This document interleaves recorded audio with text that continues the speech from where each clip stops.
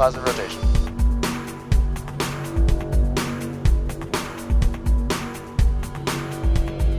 Ignition. Welcome to Roll Call, a 126th Air Refueling Wing podcast of the Illinois Air National Guard at Scott Air Force Base. I'm your host, Master Sergeant Brian Ellison. The Roll Call podcast focused on people, mission, and community. Coming up on the podcast, our guest tells us how her persistence moved her from LRS into the boom seat. It's going to snow next week. It looks like it's going to snow. Who knows how much, but in case of inclement weather, which he was my favorite pope, inclement, you can call the Scott Air Force Base information hotline, 618-256-7232, or check the Scott Air Force Base page or the 126th Air Refueling Wing page. Coming up, our guest talks about flying while pregnant. Also, this week's look around the Air Force. They are growing rubber. The Air Force is growing rubber. More on that coming up. Hi, my name's Senior Airman Gregory Goder. I'm part of the 126 Comptroller flight, and I'm a financial manager here. My day-to-day job would be, I'm an accounting technician basically, so I'm in charge of all the squadron's purchases, and I make sure they hit the books correctly. What I like most about being in the 126 is I'm an AGR out here, so I work out here full-time. With that, I get a bunch of opportunities. Traveling is probably my favorite opportunity. I've been to a bunch of cool places like Washington State, which was the first time I've ever been there. I also play on the base softball team, so I get to travel with them quite a bit as well. I joined the Air National Guard because after college, I had a couple jobs I didn't really like, and I wanted to have an impactful career and make a difference on my community. I chose the 126 because I could pretty much stay around all my friends and family and still be part of the Air National Guard. I joined the Comptroller flight because my bachelor's in business management, and it kind of just fell hand in hand with working with finances. But one huge benefit I've been taking advantage of is my full-time employment as an AGR. As an AGR, I get active duty pay, benefits, and everything that goes along with being active duty, but I get to stay home.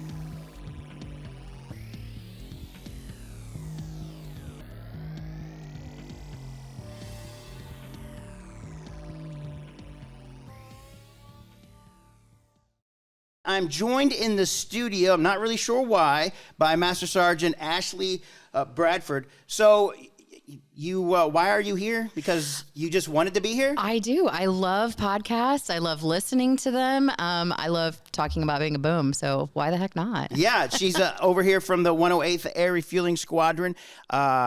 She came to us.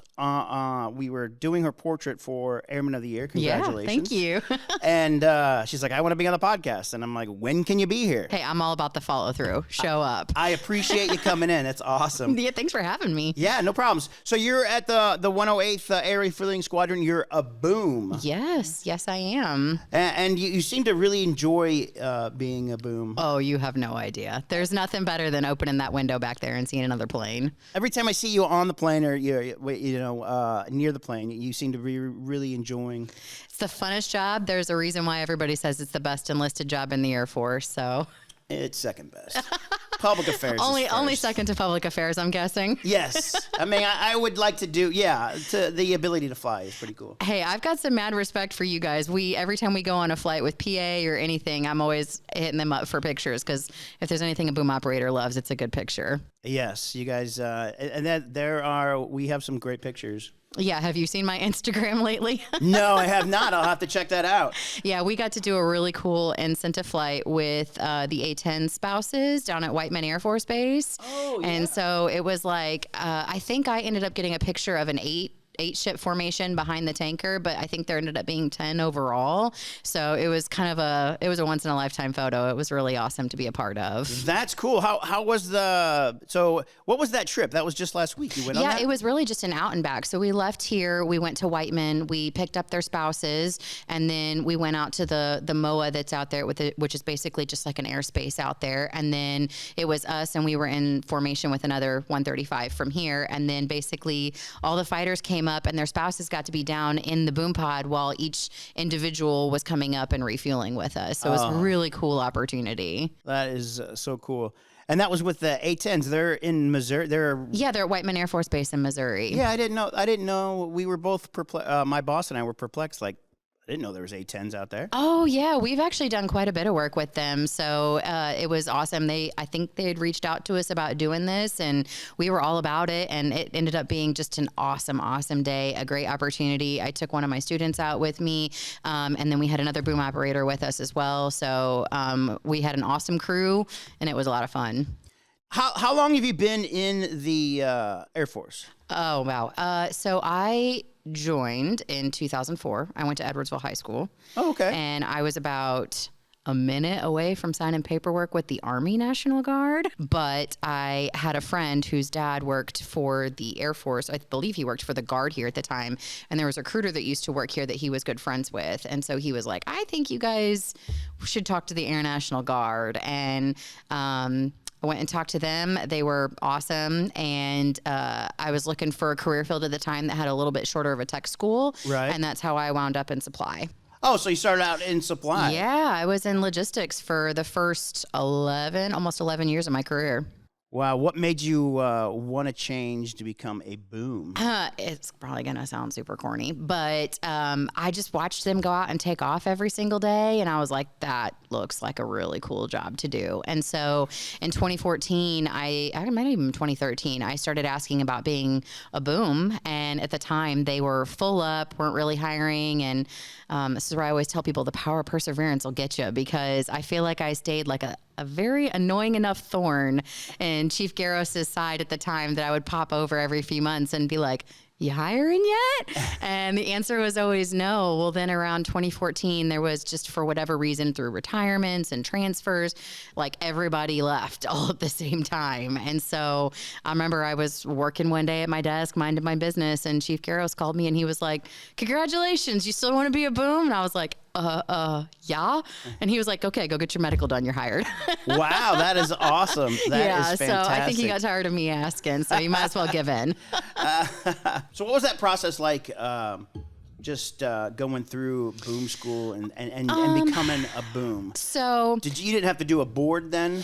No, not necessarily. But honestly, I think just because of the very nature that I had been kind of in their chili for about 2 years at that point, looking for a job. And I would come over and sit over and talk to Chief Garros. And I was friends with some of the booms at that time. So I think they had a good general feel for who I was. And I was really lucky that the leadership that I had in LRS at the time gave me a really good recommendation. So the process for me, I think, was a little bit more stressful. And I say that because I was a full-time technician when I was in LRS and had been since like 2006. So me going to ops was stressful because I had to give up a full-time job in order to do that. So there was like a ton of security that which if you know me, I'm not somebody that likes change very often. So to make a massive change like that and for it to, for me to give up a job and all that kind of stuff was a big deal. So I put a ton of pressure on myself in school that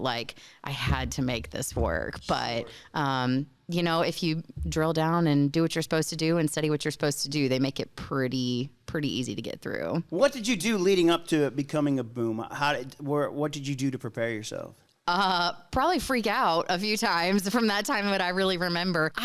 Honestly, they kind of tell you, I had gone over, one of the senior booms over there, John Reed, he'd actually taken me over. We have a Boust here, which is like a boom operator's simulator. Oh, cool. And so he took me over into the Boust a few times and kind of explained the general mechanics and all that kind of stuff. But really, there's just not a lot that can prepare you for actually just going to school and getting into it and doing it. And it's very overwhelming. It's a ton of information they throw at you all at once.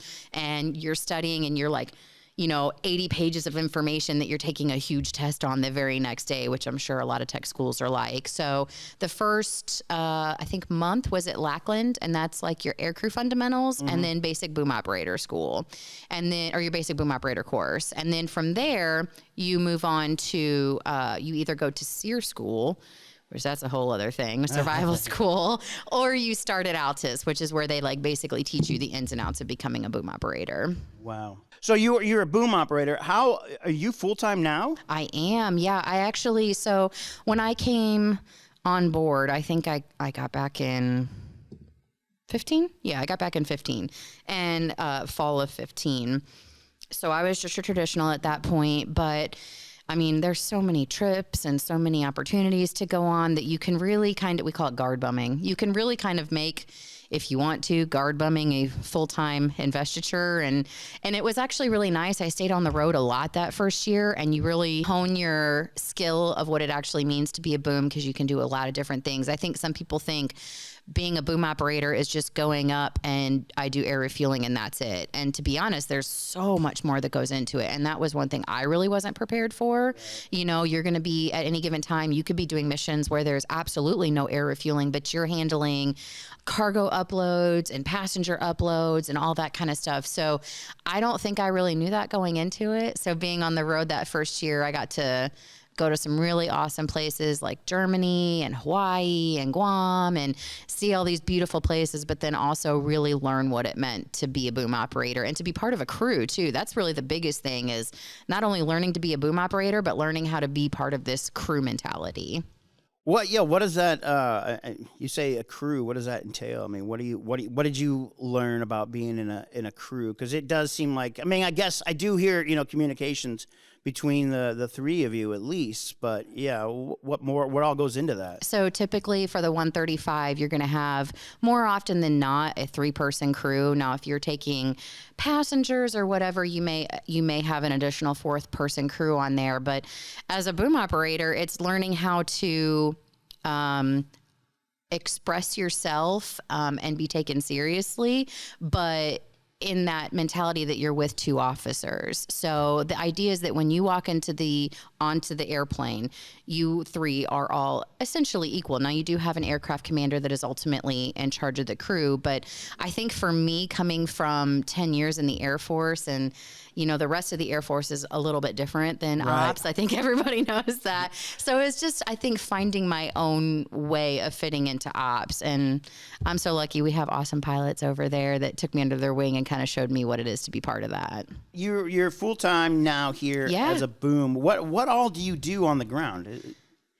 So I actually work in the training shop over there, so air crew training. Okay. So my job is to essentially make sure that everybody is current and qualified at any given time.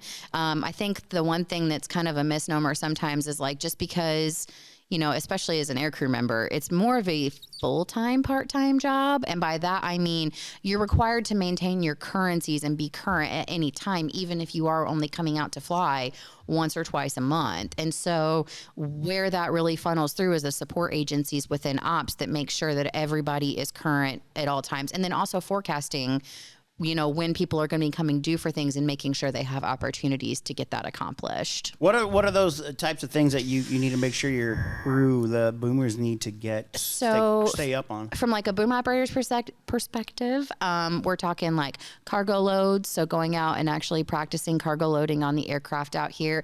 And that requires coordination between other agencies like LRS, who can bring us out a K loader and something for us to actually load, because you can't really do a cargo load without any cargo. But also we're required to do sims, so what we call our BOUS. And basically that's a great opportunity for us to get in and actually practice emergency procedures that maybe we wouldn't necessarily see in the aircraft. So if we do ever encounter them on the aircraft, we already have, we've seen it before, and it's like muscle memory how to work those emergencies. We bounce around here a lot because I can't keep everything straight in my brain.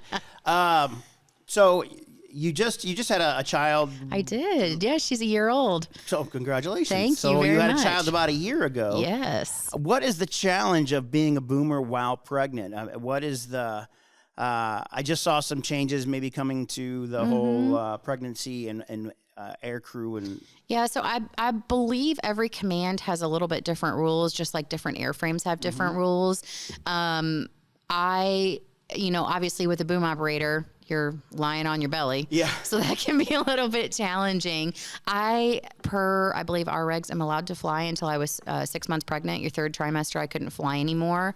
And I'll be honest, right about when I was starting to hit my third trimester, the whole laying on the stomach thing, I was like, and my OB had said, look, you know your own limitations. You know your body. Your body will tell you when you're uncomfortable and to stop doing something. So if it hurts, don't do it. And so I feel like right up until I was about 5.5 months pregnant that I was like, okay, this isn't bad. And then all of a sudden I was like, yep, I'm done. So, but you know, I have awesome leadership over there, and they kind of like, I think volleyed the ball to me and we're like, look, whatever you're comfortable with, whatever you want to do, like we're thrilled. If you don't want to do it, no worries. Like you decide what's best for you. What challenges did you have? Any challenges being pregnant? Not being able to breathe. There's, you know, you're trying to move around and do stuff and bend over and like tie things down. And like all of a sudden there's like a bowling ball in front of you and you're like, I can't breathe the same. It wasn't until later in my pregnancy I found out I was suffering from something called hyperemesis. So not to be entirely graphic, but we'll just say I was sick. Okay. A lot. Oh. A lot more than usual probably. And so what was supposed to be just what I thought was like a little bit more severe morning sickness turns out a little bit something more serious than I thought. So next time, if I do end up having another child or, you know, if that becomes a thing, I probably won't fly throughout my pregnancy just because I'm at a greater risk for having that again. So yeah, that can be no fun, especially if you're on a plane. You have to. Yeah, no, air sickness is not a fun thing. Plus, too, like even as a boom, you know, even if I'm not flying, let's say if I do, you know, decide to have another child, even if I'm not flying for that given amount of time, there's still plenty to be done within the squadron, whether it be within the training shop, working with incoming pilots or incoming booms, that will keep me more than busy. How do you stay up on your proficiencies?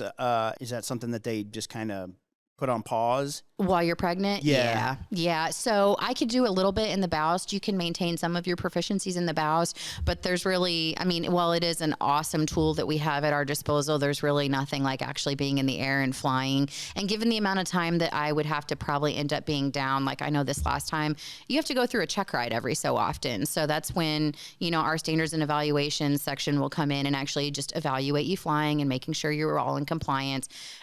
During my pregnancy this last time, the time that I quit flying, I was actually able to accomplish my check ride right before the end. Otherwise, my check ride would have expired, which really is not that cosmic. It just means that when you come back up, you're going to have to go through a recrawl program and they're going to reevaluate you. It sounds way worse than it is. Really? Yeah, I'm like, man. It's not. It's really just, you know, you're flying with an instructor once or twice and they're just making sure you're all good. And then you do an eval and you're back up and on your own again. Oh, good. Yeah. So are check rides nerve-wracking? Of course they are. Oh, okay. I would imagine. You guys I mean, I've never been up on a check ride, but you guys seem so cool and calm when you guys are doing your business. I tell myself too, I recently got promoted to evaluator. Mm-hmm. And I feel like even after being a boom for 8 or 9 years, you know, like they always tell you, if you're just doing your job, like it's no big deal. And that's the truth of it. You know, like they teach us about how to, you know, follow your checklist. And if you're just following your checklist, it's no big deal. But I feel like there's always just that thing that somebody's watching you, that there's just this added amount of pressure. But we all know each other really well and it's all professional over there. So. Are you nervous when when you're doing like an orientation flight and people are watching? No, you know, I don't know why I don't get nervous when people are watching. I think it's because I so enjoy doing the orientation flights like that, because I genuinely love my job and I love talking about it to people and explaining what's going on to people. And people are always so grateful to, you know, like, hey, thanks for taking us up and doing this. And it's really a fun thing to be a part of. So I know I don't really get nervous when I'm doing those. It's like, it's only check rides for some reason. Well, yeah. And they don't know what you're, you know, they don't know what you're, or we don't know what you're doing. Well, here's the thing. Laying down next to you. They're all still videoing you. So that, you know, like you still, like, you know, sure, I mean, that's always there. But I think I just am usually really jazzed up about doing that. So that's good. Yeah. What was the reaction to last week when you did that? For the A10? So I actually wasn't. I was doing more the passenger handling side of things. So one of my coworkers, Nate Smart, he's awesome boom. He actually was down in the boom pod doing stuff. But it's hard too because, you know, you're trying to pay attention. Like your focus is outside on the airplane that's, you know, only like 20 something feet, 30 feet Sure. away from Yeah.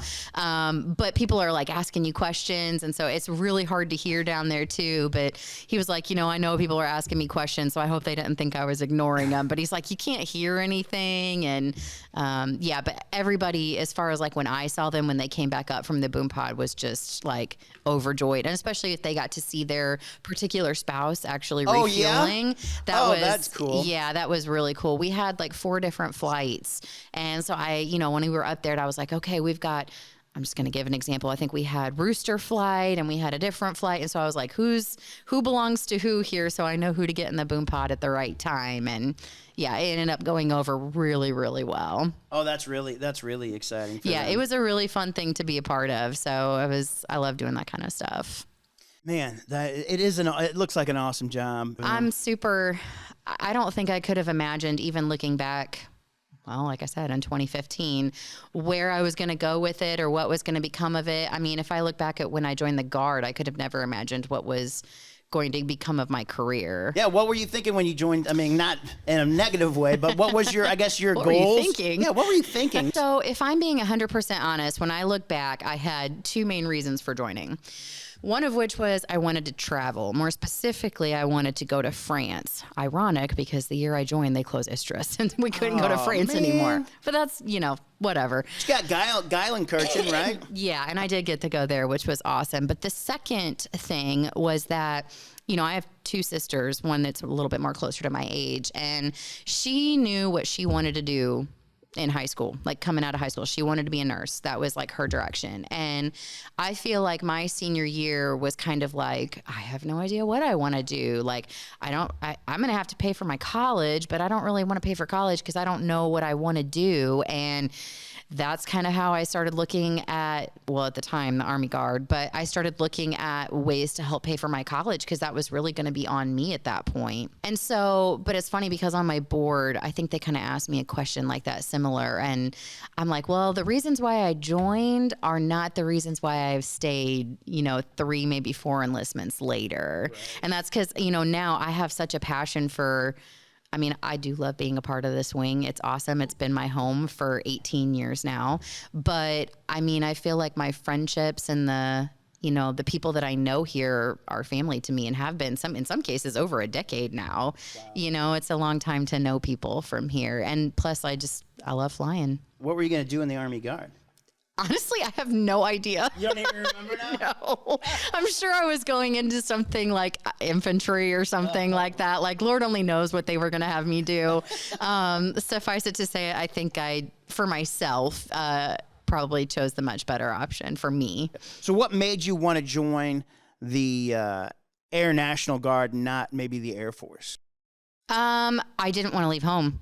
Okay. Honestly enough, I wanted to so I was very blessed in the fact that I grew up with, a childhood, and I say sheltered, and that sounds bad, but was sheltered in a good way, if that makes sense. Yeah. My parents did the best that they could to keep us kids, and we all know in this day and age, that's a hard thing to do with technology and social media and all that kind of stuff. But I knew I wanted to travel, and so I think I was looking at how I could find a way to support myself with education and with travel, but have this tether that I came back home and kind of have this safety of still being at home. I don't think I was ready at that point to just go off and do my own thing and be completely gone. And, I'm super close to my family. They're my world, and I like being close to them.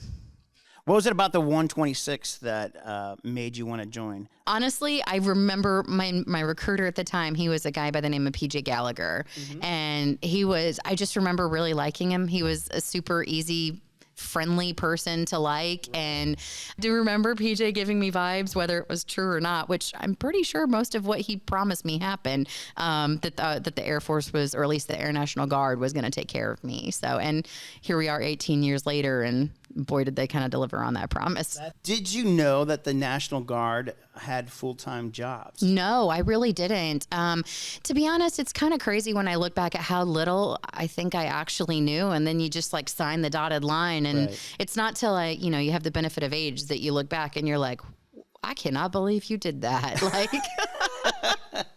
But I actually ended up getting on with LRS as a technician fairly quickly. I mean, I enlisted in 2014. And 2004. 2004, thank you. No problem. 2004. And I was back by that fall, and it was probably a year and a half later that I was hired into like an entry-level position over there. That is... Yeah, and loved it, made tons of friends, but when you get the flying bug, like, you can't ignore it. This is true. It is neat to see the planes just take off all the time. Mm-hmm. When you're out here full time. And I understand that we'll probably see more flights, I guess, during drill weekends too. Oh yeah, I think we're getting back to flying. Well, you know, especially with this past deployment rotation, you know, everybody was gone, so there really wasn't quite that level. And then the last year, gearing up for some of the bigger inspections that we had, we weren't doing as much flying on UTAs. But I think now we're going to be getting back to that because, you know, everybody's out here again, and yeah, I'm really looking forward to that. You get to fly with people too that sometimes you don't often get to fly with, because I don't know if you know this, but every time you go up, you fly with different people every time. Oh, really? Yeah, and that's 906, 108, you know, that's everybody. So I fly with active duty people fly with guard people. We're very integrated over there, which is awesome. But you fly with different people, but flying on drill weekend, you get to fly with people that you don't normally get to fly with a lot of times. So I love that. It's a good chance to catch up with everybody. I think it'll be cool for people to see the planes take off, and just to feel that vibe of we're in the Air Force. This is what's so cool about the Air Force, is being able to see these planes and planes take off. Yeah, and sometimes it's shocking to me. Like I'll you know, talk to people because I'm a chatter, obviously, but I'll go to different organizations sometimes, and they don't always know a ton about the mission that we do here. Right. And so, you know, I think that that's awesome that it gives people a chance to kind of see like what it is that, you know, we actually do here, what you get to support. But one thing I like to encourage people to do too is like talk to your supervisor about looking for incentive flight opportunities, because they're out there. Yep. It's just about talking to the right people to get that set up. And I love when we get to take people up from our own wing and get to show them, you know, what it is that we do. So I think that's an awesome opportunity. We're talking with Master Sergeant Ashley Bradford from the 108th Air Refueling Squadron. She's a boomer over there. You mentioned your pregnancy profile. Did that prevent you from flying after the pregnancy?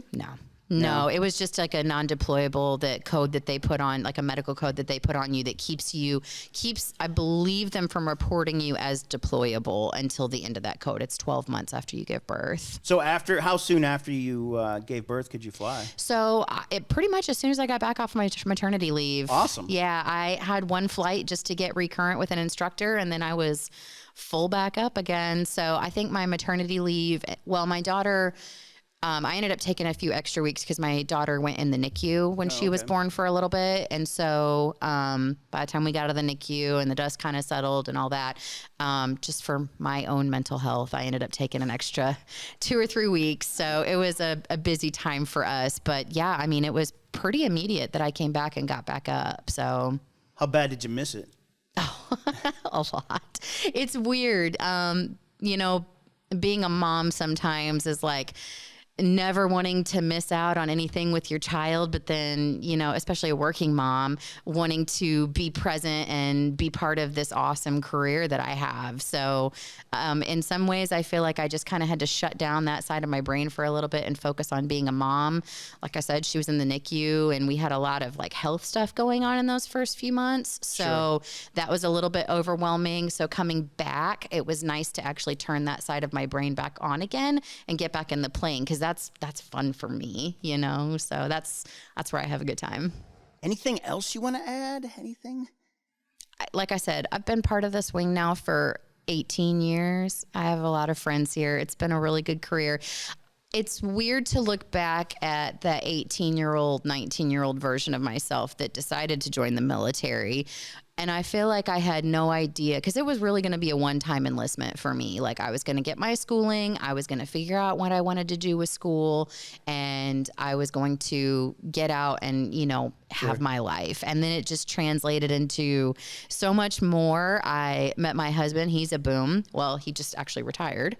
Oh, so, wow. Yeah, well, I don't know if retired. He got out. He's been in for 12 years, but he just got out in November. So he was a boom operator as well. So I met him, and yeah, the Guard has given me a lot of really, really good things. Could you have dreamed of what you started in your 19-year-old self to what you are now? No, I really couldn't. Because like I said, I look back and I almost am like that. That poor girl was so lost. She didn't know what the heck she was doing.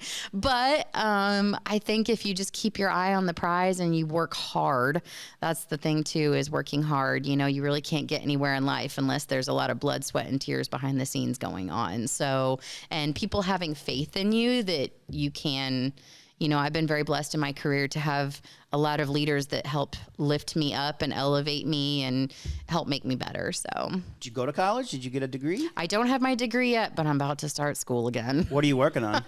So when I actually was going to school, it was for history. And, you know, I'll kind of tie this back too. So when I was, you know, trying to figure out what I wanted to do with my life or where I wanted to go, the one thing that I always kind of had a huge passion for was teaching, and more specifically history. I love history. History and political science. Was like, you put algebra books in front of me and no, but I loved history.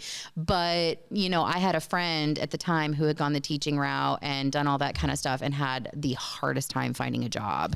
The teaching market was so flooded, you know, we're talking 18 years ago too. So I just didn't know if it was something that I could really make a go of. And I think that's why I threw all my eggs into the military.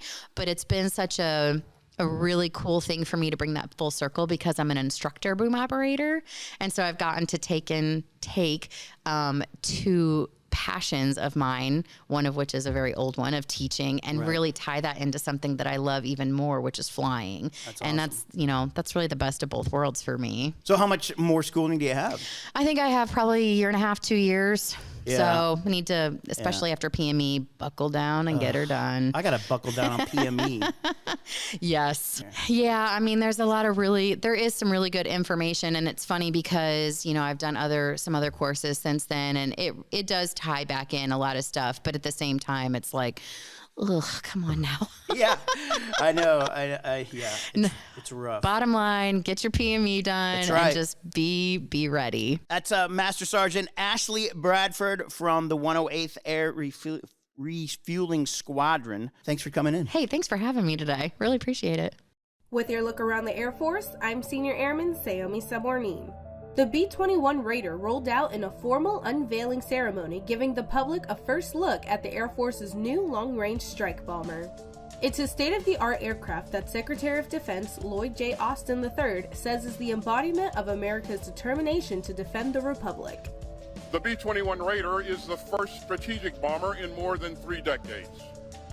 It is a testament to America's enduring advantages in ingenuity and innovation.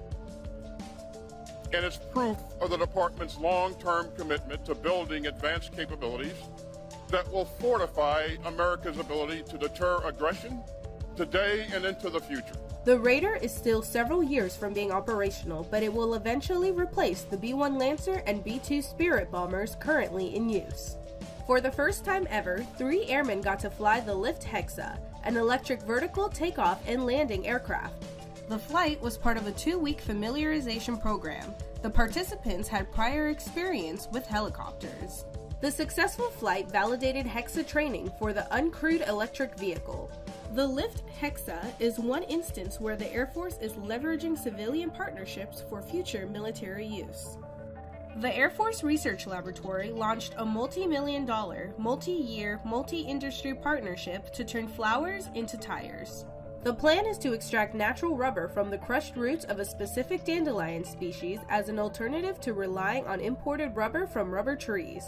Industry experts say the demand for natural rubber is about 10 years away from exceeding supply, and the Air Force needs a secure supply chain of rubber, a critical material for the production of aircraft tires. The domestically sourced natural rubber supply chain is expected to increase in the next 5 years. And that's your look around the Air Force.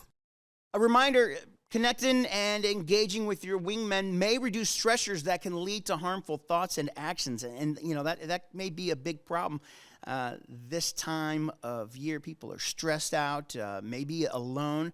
So just reach out to your airmen, your wingmen, and just say, hey, what's up, dude? Since July, the National Suicide and Crisis Lifeline can be reached by dialing 988. You can find all of our links on Linktree, linktr.ee/126.arw. If you're watching on Facebook or YouTube, you can also download this on your favorite podcast catcher. Thanks to our guest, Master Sergeant Ashley Bradford with the 108th Air Refueling Squadron. I appreciate her coming by. If you want to pass along some information because you might have some information, email rollcall 126.arw.pa.mm.org@us.af.mil. Thanks for listening to Roll Call, a 126 Air Refueling Wing podcast focused on people, mission, and community. I'm Master Sergeant Brian Ellison. 100, 50, 30, 20, 10.